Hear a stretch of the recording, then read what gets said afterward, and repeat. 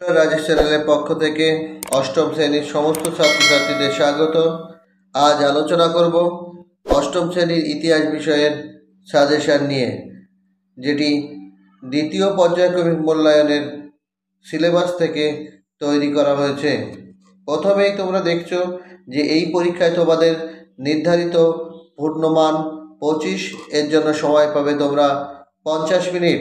দ্বিতীয় পর্যায়ক্রমিক মূল্যায়ন যে চ্যাপ্টার থেকে প্রশ্নপত্র থাকবে সেটি হচ্ছে চতুর্থ অধ্যায়, অর্থাৎ ঔপনিবেশিক অর্থনৈতিক চরিত্র, ঔপনিবেশিক শাসনের প্রতিক্রিয়া, সহযোগিতা ও বিদ্রোহ, জাতীয়তাবাদের প্রাথমিক বিকাশ।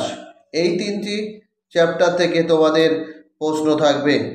আমি চ্যাপ্টার ওয়াইজ তোমাদের প্রশ্ন এখানে আলোচনা করেছি এবং এমসিকিউ, এসএকিউ অর্থাৎ সংক্ষিপ্ত, অতি সংক্ষিপ্ত, বিকল্প ধর্মী যে প্রশ্ন, সেই প্রশ্ন আলাদা চ্যাপ্টার ওয়াইজ আলাদা আলাদা করে আলোচনা করেছি।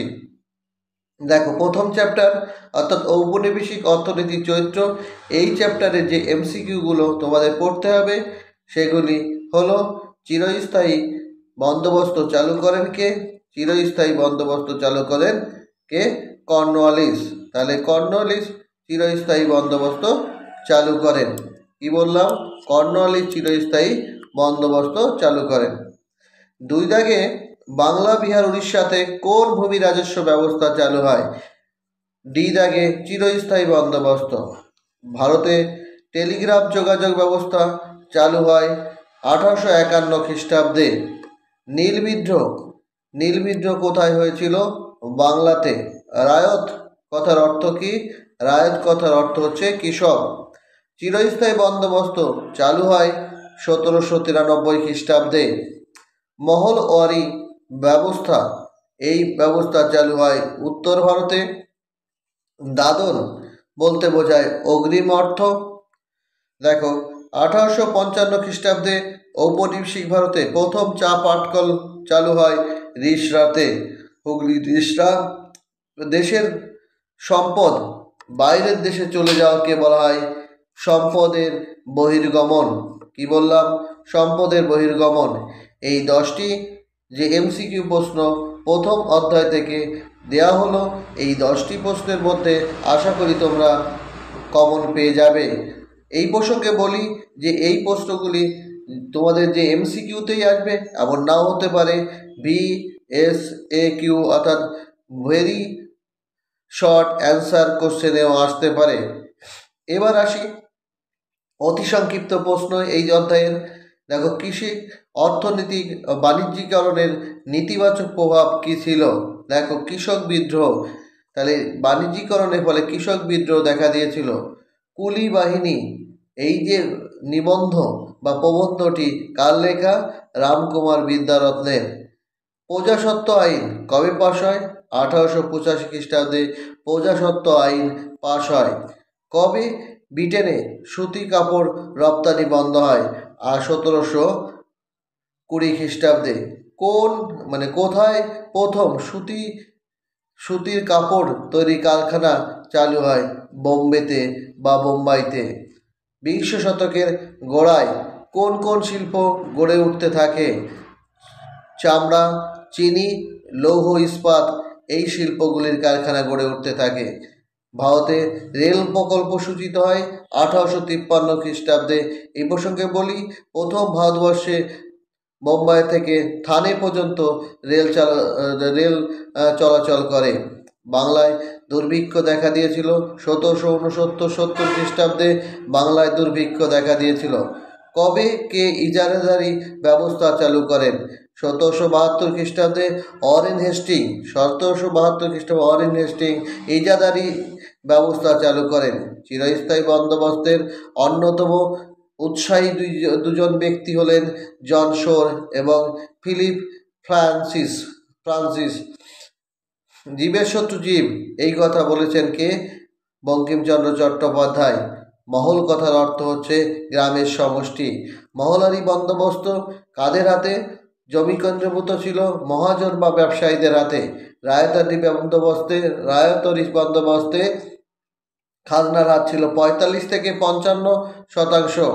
রায়তরি বন্দোবস্তে কাদের সঙ্গে কোম্পানির বন্দোবস্ত হয়েছিল? রায়তরি বন্দোবস্তে রায়ত অর্থাৎ কৃষকদের সঙ্গে এই বন্দোবস্ত বা সেটেলমেন্ট হয়েছিল। মহলওয়ারি বন্দোবস্তে কাদের সঙ্গে? মহলওয়ারি বন্দোবস্তে গ্রামের যে সম্প্রদায় রয়েছে, যাদের হাতে গ্রামের জমি বণ্টিত ছিল, তাদের সঙ্গে কোম্পানির বন্দোবস্ত হয়েছিল। এরপরে আসি 2 মার্কের প্রশ্ন। দেখো, তোমরা খাতা বই নিয়ে এইগুলি দাগিয়ে নেবে বা খাতায় লিখে নেবে। অরণ্যবাসী বিভিন্ন জনগোষ্ঠীর রেলপথ নির্মাণ মেনে নিতে পারেনি কেন? কারণ তাদের জীবন জীবিকা এবং জমি এইগুলির উপর আঘাত এসেছিল। ভারতে থেকে বছরে কি পরিমাণ সম্পদ ব্রিটেনে যেত? দেখো, সেখানে সেই পরিমাণটা ছিল বছরে 2 থেকে 3 কোটি স্টার্লিং মূল্যের সম্পদ ব্রিটেনে যেত। ভারতের টেলিগ্রাফ 1870 খ্রিস্টাব্দে টেলিগ্রাফ চালু হয় ভারত থেকে ব্রিটেনের মধ্যে। কবে, কি কারণে? একটা ছোট প্রশ্ন হিসাবে আসতেও পারে যে নীল বিদ্রোহ, নীলচর সাহেবদের অত্যাচারের পরিপ্রেক্ষিতে নীল বিদ্রোহ হয়েছিল 1859 থেকে 60 খ্রিস্টাব্দের মধ্যে। কার্পাসের চাহিদা বেড়ে গিয়েছিল কেন? আমেরিকার গৃহযুদ্ধের ফলে বা গৃহযুদ্ধের প্রভাবে কার্পাসের তুলোর চাহিদা বেড়ে গেছিল। কোন কোন শহরে জৌলুস হারিয়েছিল? কোন কোন শহর জৌলুস হারিয়েছিল? মুর্শিদাবাদ, ঢাকা এবং সুরাট। ভারতের ঔপনিবেশিক প্রশাসনে শিল্পনীতি কিভাবে নির্ধারিত হয়েছিল? তোমরা দেখবে, অর্থনীতি, আধুনিক অর্থনীতি বলতে কি বোঝো? অর্থাৎ রেলপথ বাড়ানো, রপ্তানি হার বাড়ানো, কৃষিতে বাণিজ্যিকীকরণ, এই সবগুলোকে একসঙ্গে বলা হতো আধুনিক অর্থনীতি, আধুনিকীকরণ। কোথায় কোথায় চা শিল্পের অর্থাৎ বাগিচা, চা বলা যাবে না, বাগিচা শিল্পের বিকাশ ঘটেছিল? আসাম, বাংলা, দক্ষিণ ভারত এবং হিমাচলে যে বাগিচা ফসল অর্থাৎ চা শিল্পের প্রগতি হয়। এরপরে যে প্রশ্নগুলি আছে সেই প্রশ্নগুলি তোমাদের পরীক্ষায় 3 মার্কেও আসতে পারে, 2 মার্কেও আসতে পারে। প্রশ্নগুলি এখান থেকে উত্তর লিখতে পারো কিংবা বইতে থেকেও লিখতে পারো। দেখো, প্রথম প্রশ্ন, সূর্যাস্ত আইন কি? চিরস্থায়ী বন্দোবস্তের নিয়ে বঙ্কিমচন্দ্র কি সমালোচনা করেছেন? 3 বাংলার প্রজাদের দুরবস্থা নিয়ে অক্ষয় কুমার দত্ত কি সমালোচনা করেছেন? মহাজনী ব্যবস্থা কি? 3 নম্বরে খুব গুরুত্বপূর্ণ প্রশ্ন, বাগিচা শিল্প কি? 5 নম্বরে বাগিচা শিল্প কি? আসামের যে চা বাগান এবং শ্রমিকদের অধিকার সম্পর্কে কি জানা যায়? অবশিল্পায়ন খুব গুরুত্বপূর্ণ প্রশ্ন, এখানে এটা মুখস্থ করতেই হবে। অবশিল্পায়ন বলতে কি বোঝো? তারপরে দেখো, কৃষির বাণিজ্যিকীকরণ বলতে কি বোঝায়? কৃষির বাণিজ্যিকীকরণ, দাক্ষিণাত্য হাঙ্গামা খুব গুরুত্বপূর্ণ প্রশ্ন, এই প্রশ্ন তোমাদের পড়তেই হবে। এই সম্পদের বহির্গমন প্রশ্নটিও 2 মার্কে 3 মার্কে এসে থাকে। দাদন প্রথা বলতে কি বোঝো? 2 মার্কে এসে থাকে, কখনো কখনো 3 মার্কেও আসে। আমিনি কমিশন এবং মহলওয়ারি বন্দোবস্ত। দেখো 13 নম্বরে, নীল বিদ্রোহ কেন ঘটেছিল? এই নীল বিদ্রোহ 5 নম্বরে আসার সম্ভাবনা রয়েছে। এই প্রসঙ্গে আর একটি কথা বলি, দেখো এখানে চিরস্থায়ী বন্দোবস্তের প্রভাব, এই প্রশ্নটি 5 নম্বরে আসতে পারে, এটি তোমরা পড়ে নেবে এই চ্যাপ্টার থেকে। চলো, পরের যে অধ্যায় রয়েছে সেই অধ্যায় অর্থাৎ ঔপনিবেশিক শাসনের প্রতিক্রিয়া, সহযোগিতা ও বিদ্রোহ, এই চ্যাপ্টার থেকে কি কি প্রশ্ন আসতে পারে? এমসিকিউ প্রশ্ন হিসাবে বা ক স্তম্ভের সঙ্গে খ স্তম্ভের মিলন, এইখান থেকে একটা মিলন অনেক স্কুলের পরীক্ষায় দেওয়া হয়ে থাকে। দেখো, হিন্দু পেট্রিয়ট পত্রিকায় নীল বিদ্রোহ সম্পর্কে বর্ণনা দেওয়া হতো বা খবর প্রকাশিত হচ্ছে। বাহাদুর শাহ জাফর শেষ মুঘল সম্রাট এবং রাজা রামমোহন রায় সতীদাহ বিরোধী আন্দোলন করেছিলেন এবং বিজয় কৃষ্ণ গোস্বামী ব্রাহ্ম সমাজ এবং সাঁওতাল বিদ্রোহের নেতা ছিলেন সিধু কানু। দেখো, দুদাগে 1857 সালের বিদ্রোহের পর প্রশাসনিক ব্যবস্থায় বেশ কিছু পরিবর্তন ঘটে। নিচের কোন বিকল্পটি সত্য নয়? অর্থাৎ ভারতের স্বায়ত্তশাসনের অধিকার দেওয়া হয়, এটি সত্য নয়।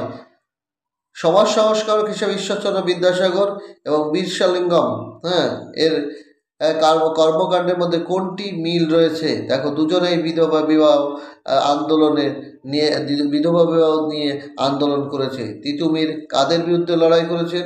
দেখো, এই যে স্থানীয় জমিদার, ব্রিটিশ প্রশাসন, নীলকর সাহেব, এই তিনটি অর্থাৎ উপরে সবকটি সঠিক।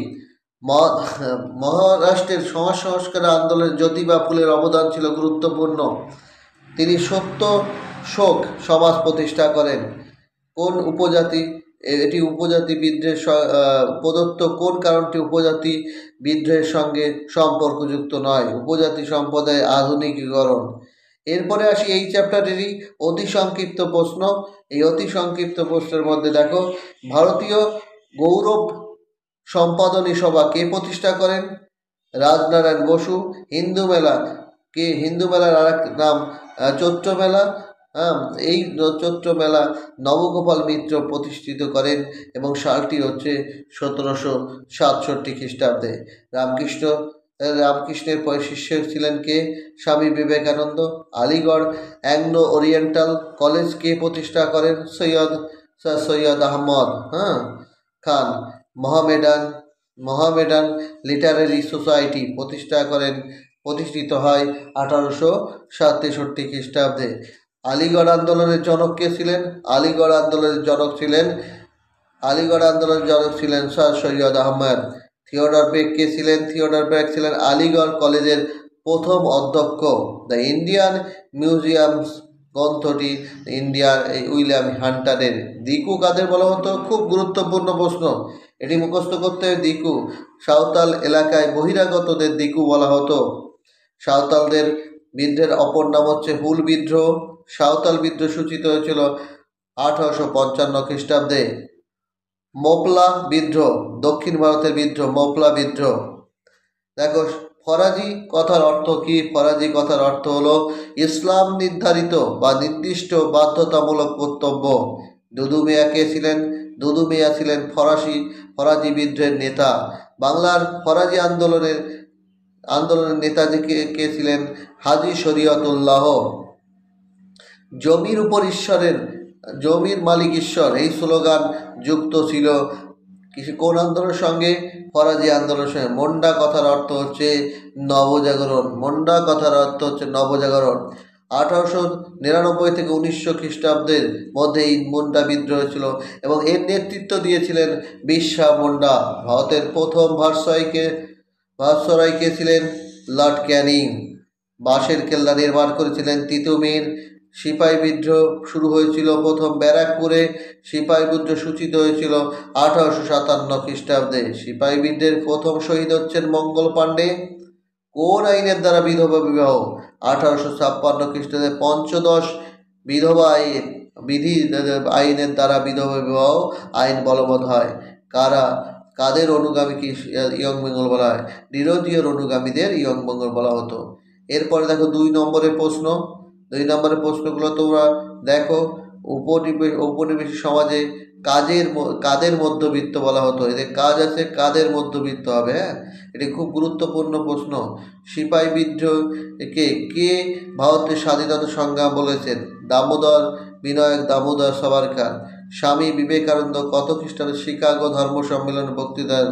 1893 খ্রিস্টাব্দে। সিপাহী বিদ্রোহের সময় ও পরে বড়লাট কে ছিলেন? Lord Canning.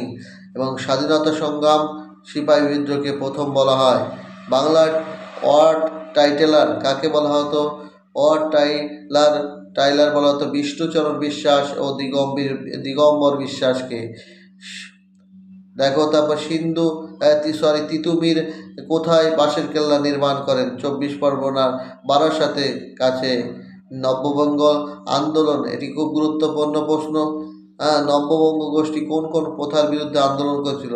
Very very important. Syed আহমদের সংস্কারগুলির প্রধান উদ্দেশ্য, এটিও খুবই গুরুত্বপূর্ণ প্রশ্ন। কে কবে সতীদাহ প্রথা নিষিদ্ধ করেন? নিশ্চয়ই তোমরা জানো। এখানে সালটি দেওয়া হয়নি 1829 খ্রিস্টাব্দে, লর্ড উইলিয়াম বেন্টিং। এরপরে দেখো 3 নম্বর বা 5 নম্বরের প্রশ্নগুলি যেগুলি আসে। সিপাহী বিদ্রোহ সিপাহী বিদ্রোহ না জাতীয় বিদ্রোহ, অর্থাৎ কোন কোন নামে আখ্যায়িত করা যায়? দেখো, তিতুমির কি তার আন্দোলন কিভাবে সংগঠিত করেছিলেন? বাংলা সমাজ আন্দোলনে কি ডিরোজিওর ভূমিকা? বিধবা বিবাহ, এই গুরুত্বপূর্ণ প্রশ্ন।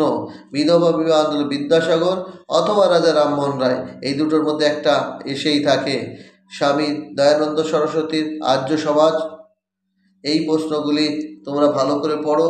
যদি অন্য কোনো প্রশ্ন নাও পড়তে চাও তাহলে ঈশ্বরচন্দ্র বিদ্যাসাগর, রাজা রামমোহন রায় এবং ডিরোজি, এই তিনটে পড়লে তোমরা একটা বড় প্রশ্ন পেয়েই যাবে। শেষ অধ্যায় অর্থাৎ দ্বিতীয় পর্যায়ক্রমিক মূল্যায়নের যে ষষ্ঠ অধ্যায়, সেই ষষ্ঠ অধ্যায় এমসিকিউ হিসাবে যেগুলো পড়তে হবে, দেখো যেগুলি পড়তে হবে। কংগ্রেসের প্রথম সভাপতি উমেশচন্দ্র বন্দ্যোপাধ্যায়, মহারাষ্ট্রের তিলক এর নেতৃত্বে শিবাজি উৎসব পালিত হতো। নরমপন্থী ও চরমপন্থী আলাদা হয়ে জাতীয় কংগ্রেস হয় কোন অধিবেশন? জাতীয় কংগ্রেসের সুরাট অধিবেশনে। বঙ্গভঙ্গ করতে চেয়েছিলেন কে? বঙ্গভঙ্গ করতে চেয়েছিলেন লর্ড কার্জন। বঙ্গভঙ্গের প্রস্তাব কার্যকর হয়েছিল কবে? 1905 খ্রিস্টাব্দের 16ই অক্টোবর। এই প্রসঙ্গে বলি, এই দিন কিন্তু অরন্ধন দিবস পালিত হয়েছিল। 1905 খ্রিস্টাব্দের 16ই এই যে রাখি বন্ধন দিবস পালিত হয়েছিল। রাখি বন্ধন দিবসের নেতৃত্ব দিয়েছিলেন কে? রাখি বন্ধন দিবসের নেতৃত্ব দিয়েছিলেন রবীন্দ্রনাথ ঠাকুর। বঙ্গভঙ্গকে কেন্দ্র করে শুরু হয়েছিল স্বদেশী এবং বয়কট আন্দোলন। স্বদেশী এবং বয়কট আন্দোলন। বিপ্লববাদের জনক বলা হয় বাসুদেব বলবন্ত ফাতকে। বাসুদেব বলবন্ত ফাতকে। এই শর্টগুলো এখন থেকে মুখস্থ, ভবিষ্যতে কিন্তু এই শর্টগুলো বিভিন্ন চাকরি বা প্রতিযোগিতামূলক পরীক্ষায় পেয়ে যাবে। 1836 খ্রিস্টাব্দে প্রথম জাতীয়তাবাদী সংগঠন হিসাবে যেটি প্রতিষ্ঠিত হয় সেটি হচ্ছে বঙ্গ ভাষা প্রকাশিকা সভা। ভারতের প্রথম রাজনৈতিক সমিতি হলো জমিদার সভা। জমিদার সভা প্রতিষ্ঠিত হয় কবে? 1838 খ্রিস্টাব্দে। হিন্দু মেলা প্রতিষ্ঠিত হয় প্রতিষ্ঠা করেন নবগোপাল মিত্র। ভারতের জাতীয় কংগ্রেসের প্রথম অধিবেশন বসেছিল কোথায়? বোম্বাইতে। ভারতের জাতীয় কংগ্রেসের প্রথম অধিবেশন বসেছিল বোম্বেতে। ভারতের জাতীয় কংগ্রেসের প্রতিষ্ঠা হয়েছিল 1885 খ্রিস্টাব্দে। এটি গুরুত্বপূর্ণ প্রশ্ন। গোকুল দাস তেজপাল সংস্কৃত কলেজে অনুষ্ঠিত হয়েছিল ভারতের জাতীয় কংগ্রেস প্রথম অধিবেশন। এবং বাংলা থেকে সব থেকে বেশি, 17 দাগে দেখো কোথা থেকে বেশি প্রতিনিধি যোগদান করেছিলেন? বাংলা থেকে বেশি প্রতিনিধি যোগদান করেছিলেন। কংগ্রেসের আদি পর্বের নেতৃবর্গকে বলা হতো নরমপন্থী। নরমপন্থীদের কার্যকলাপকে 3 দিনের তামাশা বলা হতো। 3 দিনের তামাশা বলা হতো। নরমপন্থীদের যে আন্দোলন নীতি তাকে রাজনৈতিক ভিক্ষাবৃত্তি মনে করত কারা? চরমপন্থী যারা, তারা। দেখো পরের প্রশ্ন, পরের যে অতি সংক্ষিপ্ত প্রশ্ন, ভবানী মন্দির বইটি কে লিখেছেন? অরবিন্দ ঘোষ। স্বরাজ আমাদের জন্মগত অধিকার, বাল গঙ্গাধর তিলক বলেছেন। দেশপ্রেম অপরাধ হতে পারে না, উক্তিটি হচ্ছে কে? অরবিন্দ ঘোষের। আর ভারতের আত্মা কে রচনা করেন? বিপিনচন্দ্র পাল। এবং এই প্রসঙ্গে বলি, এই দুজন অর্থাৎ অরবিন্দ ঘোষ এবং বিপিনচন্দ্র পাল, এই দুজন হচ্ছে চরমপন্থী, চরমপন্থায় বিশ্বাস করতেন। অর্থাৎ এই যদি প্রশ্ন আসে যে দুজন চরমপন্থী নেতার নাম, তখন এই দুজনের নাম দিয়ে দেবে। লখনৌ প্রস্তাব 1916 খ্রিস্টাব্দে গৃহীত হয়। এই যে লখনৌ প্রস্তাব বা লখনৌ অধিবেশনে কিন্তু কংগ্রেসের দুটি যে শিবির, সেই দুটি শিবির এক হয়ে যায়। বঙ্গভঙ্গ প্রস্তাব বিবাদ কে করেন? Lord Curzon. বঙ্গভঙ্গ দেখো, আগে রাখি ভারত মাতার ছবিটি এঁকেছিলেন অবনীন্দ্রনাথ ঠাকুর। জাতীয় শিক্ষা পরিষদ গঠিত হয়েছিল 1906 খ্রিস্টাব্দে। জাতীয় শিক্ষা পরিষদের প্রথম সভাপতি ছিলেন সত্যেন্দ্রনাথ ঠাকুর। মনে রাখবে, সত্যেন্দ্রনাথ ঠাকুর। বঙ্গভঙ্গ প্রস্তাব বাতিল হয়েছিল কবে? 1911 খ্রিস্টাব্দে। অনুশীলন সমিতি প্রতিষ্ঠা করেন কে? সতীশচন্দ্র বসু। অনুশীলন সমিতি স্থাপিত হয় 1902 খ্রিস্টাব্দে। ঢাকায় অনুশীলন সমিতি প্রতিষ্ঠিত হয় পুদিল বিহারী দাসের নেতৃত্বে। বাংলায় কসাই কাজী বলা হতো। কিংস কোর্টকে বাংলার কসাই কাজী বলা হতো। এবং ক্ষুদিরাম বসুর ফাঁসি হয় 1908 খ্রিস্টাব্দে 11ই আগস্ট। অভিনব ভারত প্রতিষ্ঠা করেন বিনায়ক দামোদর সাভারকার। গদর কথার অর্থ হচ্ছে বিপ্লব। গদর পার্টি প্রতিষ্ঠা করেন লালা হরদয়াল। এবং বাঘা যতীনের প্রকৃত নাম যতীন্দ্রনাথ মুখোপাধ্যায়। বাঘা যতীন মারা যান 1915 খ্রিস্টাব্দের 10ই সেপ্টেম্বর। সভা সমিতির যুগ, অনিল শীল এই কথাটি বলেছিলেন। সভা সমিতির যুগ বলা হয় 19 শতককে। এই প্রসঙ্গে তোমাদের বলি, এই যুগে অনেক সভা সমিতি প্রতিষ্ঠিত হয়েছিল, সেই কারণে এটিকে সভা সমিতির যুগ বলা হয়। বঙ্গভাষা প্রকাশিকা প্রতিষ্ঠিত হয় 1836 খ্রিস্টাব্দে। জমিদার সভাও প্রতিষ্ঠিত হয় 1938 খ্রিস্টাব্দে। ইন্ডিয়ান লীগ প্রতিষ্ঠিত হয় 1875 খ্রিস্টাব্দে। ইলবার্ট বিল ঘোষিত হয়, বিল উপস্থাপিত হয় 1883 খ্রিস্টাব্দে। নাট্যাভিনয় নিয়ন্ত্রণ আইন 1876 খ্রিস্টাব্দে। Nation is making, Surendranath Bandyopadhyay লেখা গুরুত্বপূর্ণ প্রশ্ন। ভারতে বৃদ্ধ মানব বলা হতো দাদাভাই নওরোজিকে। কি বললাম? দাদাভাই নওরোজিকে ভারতে বৃদ্ধ মানব বলা হতো। এরপরে দেখো, এসে নরমপন্থী এবং চরমপন্থী দুটি পার্থক্য লেখো। এটি মিস্টেক হয়েছে। এই দুটি প্রশ্নটি পড়ে নেবে। ভারতের বিপ্লবের জননী কাকে বলা হয়? মাদাম ভিকাজি রুস্তমজি কামাকে। Poverty in unBritish rule in India, Dadabhai Naoroji লিখেছেন। এটি গুরুত্বপূর্ণ শর্ট কোশ্চেন। দেখো, লখনৌ অধিবেশনে মিল হয়ে যায় কংগ্রেসের নরমপন্থী ও চরমপন্থী। জাতীয় কংগ্রেসের অধিবেশন বিভক্ত হয় সুরাট অধিবেশনে। মারাঠা ও কেশরী পত্রিকা দুটি প্রকাশ করেন বাল গঙ্গাধর তিলক। 19 শতকে সভা সমিতির যুগ বলেছেন অনিল শীল। ভারতের প্রথম জাতীয়তাবাদী সংগঠন বঙ্গভাষা প্রকাশিকা সভা। এরপরে দেখো 3 নম্বর এবং 5 নম্বরের প্রশ্ন। 3 নম্বরেও আসতে পারে বা 5 নম্বরেও আসতে পারে। দেখো, ভারতের 20 শতকের প্রথম দিকে বাংলার বিভিন্ন গুপ্ত সমিতিগুলি ছিল, সেই গুপ্ত সমিতিগুলির আলোচনা। এটি তোমরা বইতেও পড়ে দিতে পারো, সহায়িকার থেকেও পড়ে দিতে। যেমন অনুশীলন সমিতি, ঢাকার অনুশীলন সমিতি, এই সবগুলি, এই যে গুপ্ত যে সমিতিগুলি, এই সমিতি সম্পর্কে লিখতে হবে। কিংসফোর্ডকে হত্যার যে চেষ্টা করেছিলেন ক্ষুদিরাম, সেটি বর্ণনা। জাতীয় শিক্ষানীতি সম্পর্কে যা জানো লেখো, এটিও তোমরা পড়ে নাও। মহারাষ্ট্রের যে বিপ্লবী কার্যকলাপ, সেটি পড়তে হবে। চরমপন্থীদের যে চরমপন্থা উদ্ভব, খুব গুরুত্বপূর্ণ প্রশ্ন। চরমপন্থা উদ্ভব কীভাবে ঘটেছিল এটি। এবং 1907 খ্রিস্টাব্দে যে সুরাট অধিবেশন ছিল, সুরাট অধিবেশনের তাৎপর্য কী? এই প্রশ্ন তোমরা এখান থেকেও পড়তে পারো বা বইয়ের থেকেও পড়তে পারো। আর দুটি প্রশ্ন আমি উল্লেখযোগ্য মনে করছি: জাতীয় কংগ্রেস প্রতিষ্ঠায় হিউমের অবদান এবং চরমপন্থা আন্দোলনের মূল বক্তব্য। এই প্রশ্নগুলি তোমরা ভিডিও থেকে লিখে মুখস্থ করতে পারো। মুখস্থ এখন থেকে করা শুরু করো। আশা করি দ্বিতীয় পর্যায়ক্রমিক যে মূল্যায়ন, সেই দ্বিতীয় পর্যায়ক্রমিক মূল্যায়নে 100% প্রশ্ন কমন পেয়ে যেতে পারো। ভিডিওটি যদি ভালো লাগে নিশ্চয়ই তোমরা তোমাদের বন্ধুদের মধ্যে শেয়ার